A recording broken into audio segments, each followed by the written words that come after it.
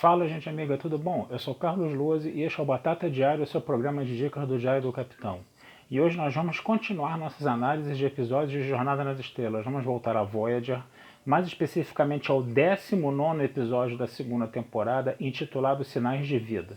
Gente, esse episódio mediano tá um episódio que vai trabalhar ali um romancezinho pro doutor, né? Um holograma apaixonado, né? Uma paixão de hologramas ali, né? Aquela paixão que só dura um episódio, né? Porque os personagens do elenco fixo eles não podem se amarrar com ninguém, né? É aquela coisa, né? Aquele negócio todo, né? E é um episódio também que vai continuar a falar um pouco desses casos de indisciplina do Paris, entendeu? Que são completamente, até agora, não foram muito bem explicados, entendeu? E que eles já estão se arrastando, já se foi abordado isso no episódio anterior, está se abordando agora. Ele, inclusive, termina esse episódio preso, né? Então é uma coisa que está se arrastando muito. E você tem até um comportamento meio contraditório do Pérez nesse episódio. Porque uma hora ele está revoltadinho, outra ele está super gente boa, entendeu? Pode até acontecer isso. Essas coisas podem até acontecer. Mas, sabe, ficam meio estranhas, né, no episódio, tá? Mas vamos falar do plot um pouquinho, né? A Voyager encontra uma nave vidiana, né? Os vidianos são aquela espécie que tem aquela doença degenerativa que destrói as células, eles ficam precisando fazer transplantes de músculos, órgãos, tudo, né? Então eles ficam arrancando isso dos outros alienígenas, então eles são um perigo, né? Para outras espécies, né? No caso, né? E essa nave vidiana tem uma mulher vidiana dentro que está muito mal, né? Que ela está bem deteriorada, né? E o doutor vai tentar fazer ali, né?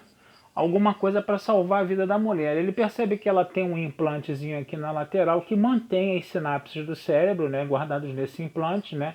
Que se comunicam com um tecido nervoso, né? No caso, um tecido nervoso que estava necrosado, né? Então as sinapses não estavam indo para o cérebro. Então ele precisaria fazer o quê? Um transplante de um pedacinho, vamos dizer assim, de uma amostra do cérebro, bem pequenininho mesmo, que não afetasse a pessoa, né? Ele escolheu a Torres para isso, né? Que a gente sabe que a Torres, pelo seu sangue Klingon, ela é imune à doença dos vidianos, né? No caso, né? E aí, para poder fazer essa conexão, né? Dentro do cérebro, a Torres vai reclamar pra caramba, coisa e tal, não sei o que. Mas depois ela acaba sendo convencida. Por quê? Porque o doutor, né, ao perceber que aquela paciente está morrendo porque não está tendo essa conexão, o que ele faz? Ele cria uma figura holográfica da mulher, né, como ela seria, entendeu, sem a doença, né, passa essas conexões sinápticas, né, para a memória do computador e passa para o holograma. Então ele faz um holograma da mulher, entendeu, com as ligações sinápticas da mulher, tá? E aí a mulher, ela se vê ali, né, completamente recuperada, a imagem holográfica dela, ela não está com doença nenhuma, né, e ela fica maravilhada com aquilo, né, ela diz que era muito desprezada no planeta dela, porque quanto mais você fica doente, mais contagiosa a doença fica, então as pessoas não podem aglomerar, né, como falava, né, e as pessoas também tendem a ver quem está com essa doença em estágio avançado com mais preconceito, né? E de repente ela encontra o pessoal na Voyager todo solícito, todo próximo, coisa e tal, né? E ela acaba inclusive falando para a Torre, se você não quiser eu entendo, porque você passou por uma coisa muito, por uma situação muito violenta, né, com o povo do meu planeta, então eu entendo se você não quiser ajudar. Aí a Torres ficou amolecida lá e acabou cedendo um pedacinho do cérebro dela lá para poder fazer esse transplante. Mas o grande detalhe é o seguinte, essa Vidiana, né, que era uma hematologista que estava tentando curar uma epidemia num planeta, olha só como é que esse episódio é atual, né? Ela acaba se aproximando do doutor cada vez mais, né? Os dois se apaixonam, né? O negócio rola assim mesmo, os dois se apaixonam, né? O doutor, por ser um holograma, ele tem umas certas dificuldades nesse quesito aí, de chamar a mulher para sair, de não aceitar, de ter que engolir, vamos dizer assim, um pé na bunda, coisa e tal, né? E quem vai ajudar o doutor nisso vai ser o Pérez e a Kes, né? Que vai aproximar os dois, né? E os dois vão acabar desenvolvendo um grande relacionamento aí, né? Coisa e tal, né? E depois, no final das contas, né, o que acontece? O doutor percebe, né, que tentaram sabotar, né, a tentativa de cura do corpo real da mulher, né, e foi a própria imagem holográfica da mulher que estava tentando sabotar, porque ela não queria voltar para o corpo dela. Ela falava o seguinte, eu prefiro morrer, né, eu vivi esses 2 últimos dias vivendo mesmo, passando experiências, vivenciando, amando, as pessoas querendo ficar comigo. É muito melhor viver 2 dias do que sobreviver mais algum tempo, entendeu? Praticamente lutando contra essa doença, praticamente sendo tratado com preconceito pelos meus pais, esse negócio todo. Aí o doutor, né, ele vai ter que fazer um discurso ali contra a eutanásia, né, que esse episódio está claramente falando de eutanásia, né.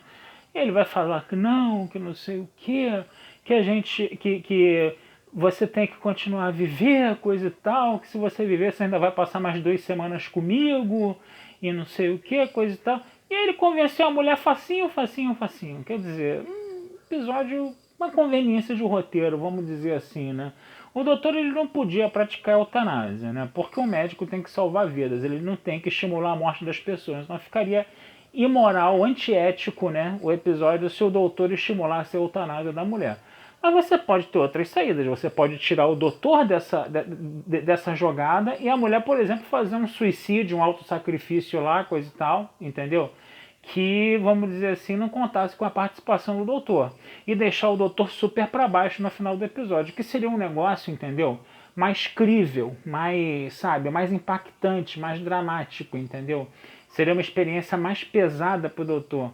O episódio termina com ela voltando ao corpo dela e eles dançando lá no holodeck do Paris lá.